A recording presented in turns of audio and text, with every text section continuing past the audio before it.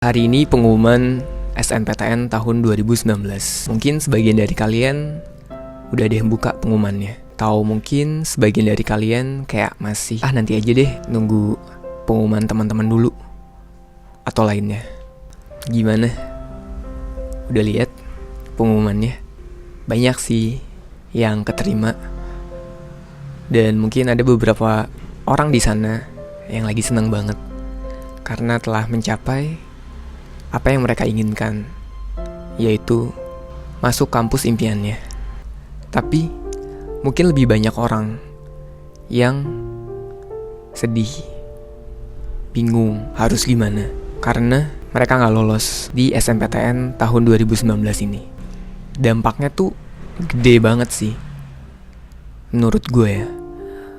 Mungkin respon orang akan beda-beda. Ada yang kayak biasa aja, slow. Ada yang karena mungkin terlalu berharap sehingga kecewa lagi menjadi temannya saat ini. Jujur, dulu waktu gue masih seusia kalian, detik-detik nunggu pengumuman SNPTN, gue adalah salah satu orang yang terlalu berharap sih. Karena gue dari kelas 10 emang udah pengen banget masuk kampus lewat undangan. Oleh karena itu, gue selalu untuk mencapai target ranking 10 besar, bahkan 3 besar gitu. Tapi ternyata 10 besar ranking lo itu gak menjamin lo bisa masuk undangan. Itu yang agak sakit sih sebenarnya. Terlebih ketika lo tahu bahwa kok teman-teman yang di bawah gue malah dapet undangan gitu. Sedangkan lo yang udah belajar susah payah, udah mengerahkan seluruh kemampuan lo, keseriusan lo, tapi malah gak dapet.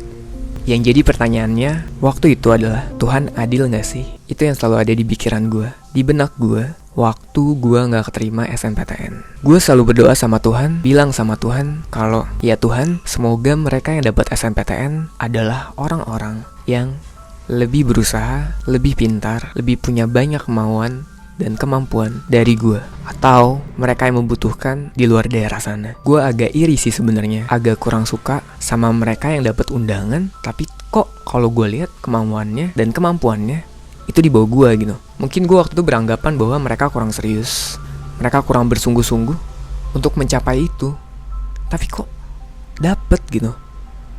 Itu yang selalu gue pikirkan di benak gue. Kenapa gue iri dan kenapa gue kurang suka? Karena mungkin banyak orang-orang kayak gue yang bersungguh-sungguh tapi gak dapet. Jadi kita malah saingan di SBMPTN ya. Gue berharap mereka yang pintar-pintar dapat undangan biar gue gak bersaing di SBMPTN gitu. Tapi pada kenyataannya yang tadi, kalau ranking 10 besar, kepintaran, kemauan, kesungguhan, itu belum tentu bisa buat mereka lolos SNPTN ini. Belum lagi ketemu sama mereka yang suka mencari kelemahan, selalu menyudutkan dan bikin kita sakit hati. Gue masih ingat banget waktu gue gak lulus SNPTN. Gue tuh kayak males banget keluar rumah karena pasti ditanyain gimana SNPTN-nya, gimana undangannya, keterima di mana. Itu sih yang bikin gue kesel dan mungkin sedih, karena kebanyakan dari mereka yang menanyakan hal itu malah menjatuhkan kita sendiri. Kayak bilang, milihnya ketinggian sih, harusnya milihnya yang biasa-biasa aja, biar keterima, biar gak usah susah-susah waktu SBM. Lo milihnya kayak salah deh. Harusnya lo milihnya yang jalur IPA aja, gak usah milih yang jalur IPS. Gak bakal keterima lah, udah tau lo anak IPA.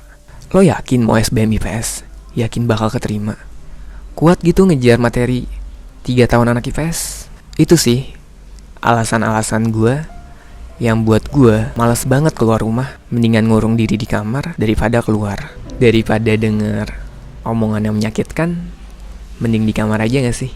Tenangin diri dan lihat ke belakang. Pantas gak ya? Bisa gak ya gue dapet kampus yang emang gue inginkan sekarang? Dulu sih gue mikirnya gak mungkin ya. Soalnya kalau denger-denger dari orang-orang, SBMPTN itu 5 kali lebih susah dibandingkan UN. Sedangkan UN aja tuh udah susah gitu menurut gue waktu itu. Gimana SBM? Tiba-tiba gue kayak flashback gitu ke belakang. Sedikit cerita, dulu gue waktu SMP itu bisa masuk SMP terfavorit se-Jakarta. Kata orang sih. Tapi ternyata di akhir kelas 3 SMP, gue gak bisa untuk mendapatkan SMA favorit lainnya yang gue inginkan.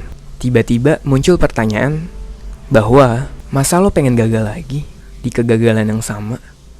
Masa lo mau gagal dapet kampus impian lo? Masa lo mau ngulang kesakitan yang lo punya ketika lo gagal SMP ke SMA dan sekarang SMA ke kuliah? Itu yang selalu gue tanamkan, itu yang selalu gue pikirkan dalam benak gue. Akhirnya gue balik lagi nih, gue introspeksi diri lagi. Sebenarnya apa sih yang bikin gue kesel? Apa sih yang bikin gue gak suka sama orang gitu?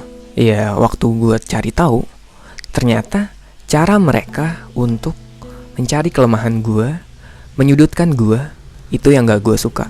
Tapi kenapa sih gue gak suka? Karena ternyata gue masih menyembunyikan kelemahan-kelemahan hal itu, gak mengakui gitu kalau emang gue lagi gagal sekarang. Penerimaan terhadap kegagalan gue tuh kayak belum gue terima seutuhnya gitu loh. Nah, sebenarnya kalau kita kasih tahu semua kelemahan kita, mereka juga akan capek sendiri gitu. Kayak mereka udah tahu semua kelemahan kita, mereka udah nyecer kita, dan kita bilang, emang sih gue gagal di SNPTN ini, gue gagal di undangan ini, tapi gue yakin kok bisa dapet kampus impian gue dengan cara belajar gue yang sekarang. Waktu itu gue enggak. Mereka bilang, lo emang gak bisa masuk UI, lo emang gak bisa nih ngejar IPS-nya, lo ranking doang tapi gak bisa masuk UI, lo ranking doang tapi gak dapet undangan. Ya gue yang kayak mikir gitu, emang iya ya? Atau nolak gitu, enggak itu mah UI emang salah aja liatnya, lo emang gak bisa, lo emang gak pinter. Enggak, gue gak ada rasa untuk menerima hal itu. Dan semakin gue gak terima dan mereka cecer, semakin mereka akan menjatuhkan kita, semakin mereka akan menyudutkan kita. Kalau kita udah ngasih tahu semua kelemahan kita dan mereka udah gak tahu kelemahan kita apa lagi, dan kita udah ngakuin, ya apa yang pengen dicari lagi, apa yang pengen disudutkan lagi gitu. Kalau mereka udah tahu terus mereka ngerasa disudutin orang ini juga percuma, gak ngedown, atau disudutin, kok ini orang malah tambah semangat ya. Mungkin itu, hal itu yang ngebuat mereka nantinya akan berhenti menjatuhkan kita. Itu salah satu cara gimana kita bisa untuk menghadapi mereka yang menjatuhkan kita. Akui kelemahan kita, bilang ke mereka bahwa, oh iya gue emang gagal sekarang, tapi mungkin lo lihat aja pengumuman SBMPTN atau Mandiri nanti, gue bisa kok make jaket UI juga, gue bisa kok make jakun juga, gue bisa kok make jaket alma mater yang gue impikan. Bilang ke mereka, liatin mata mereka, dan buktikan kalau kalian emang bisa dengan cara belajar. Terus yang jadi pertanyaannya, boleh gak sih sedih sekarang waktu kita gak keterima undangan? Gini teman-teman, kalau teman-teman pengen sedih sekarang, silahkan. Jangan pernah menutupi kesedihan teman-teman, memperlihatkan bahwa teman-teman lagi gak sedih sekarang, lagi bahagia, lagi gak kenapa-napa. Sebenarnya tuh sedih tuh gak apa-apa. Gak apa-apa sedih, gak apa-apa down, asalkan jangan lama-lama.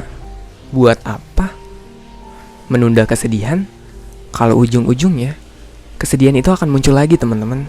Gue ya selama di psikologi belajar, mungkin banyak berpikiran bahwa ngapain sih sedih? Sedih juga gak bakal bikin masalahnya selesai gitu. Emang sih sedih gak bisa bikin masalah selesai, cuman itu bisa bikin hati teman-teman lega. Selega itu. Kayak kalau teman-teman paham konsep energi itu kan gak bisa dimusnahkan atau diciptakan. Yang bisa cuma berubah bentuk. Nah, kesedihan teman-teman ini adalah salah satu energi yang lagi teman-teman rasakan gitu. Gak bisa tiba-tiba teman langsung bilang, gue gak akan sedih. Karena energinya masih ada di dalam diri kita. Ya udah, salurin aja dalam bentuk kesedihan. Atau kalau teman-teman mau nangis, itu gak apa-apa loh. Nanti kalau udah nangis, sedihnya udah mulai pindah energinya, jadi semangat, kita belajar lagi, kita ngerjain soal lagi, dan kita berusaha keras lagi untuk mencapai apa yang teman-teman inginkan. Dulu ya, analoginya, waktu teman-teman gue dapet SNPTN, gue suka kayak mikir gitu. Misalnya kita mau dari Jakarta ke Jogja, banyak loh alternatif transportasi yang bisa kita gunakan. Kita bisa pakai pesawat, kita bisa pakai mobil, bis, sepeda pun bisa kita pakai. Nah, gue dulu mikirnya kalau mereka yang dapat SNPTN atau undangan, mereka emang udah dapat tiket pesawat itu. Mereka udah bisa langsung terbang ke kampus tujuan mereka. Sekarang bisa ke kampus impian tuh gak cuma naik pesawat kok. Dulu gue mikirnya kalau emang gue ditakdirkan untuk pakai sepeda untuk sampai kampus impian gue, itu gak apa-apa. Gue cuman harus goes lebih keras, goes lebih semangat, dengan cara belajar, nanya sama teman-teman apa yang belum gue bisa, dan percaya sama seluruh usaha gue yang udah gue korbanin, yang gue udah investasikan dari dulu. So akhirnya sampai juga kan, walaupun gue naik sepeda di kampus impian, walaupun gue pakai sepeda untuk ke kampus impian, dan ketemu sama mereka yang pakai pesawat, kereta, mobil, bus, belum tentu kok kita akan kalah saing. Bahkan mungkin selama di kampus kita bisa lebih hebat dari mereka. Jadi jangan sampai pesimis untuk menggapai kampus impian teman-teman. Penolakan itu mungkin bisa jadi adalah suatu pelajaran yang diberikan sama Tuhan. Kenapa? Karena jujur, keluar kampus impian teman-teman itu akan lebih susah dibandingkan masuknya. Dan kalau gue lihat, mereka yang lulus SBMPTN, mereka yang lulus SIMAK, itu udah tahan banting untuk berusaha semaksimal mungkin bisa keluar dari UI. Yang terakhir, semoga motivasi yang udah gue berikan bisa sedikit mengurangi kesedihan teman-teman. Gak apa-apa lo nangis, gak apa-apa sedih, gak apa-apa down, asalkan jangan lama-lama ya. Karena SBMPTN udah semakin dekat. Dan selalu berusaha, selalu berdoa, minta restu orang tua, dan semoga kabar baik menghadiri beberapa bulan lagi.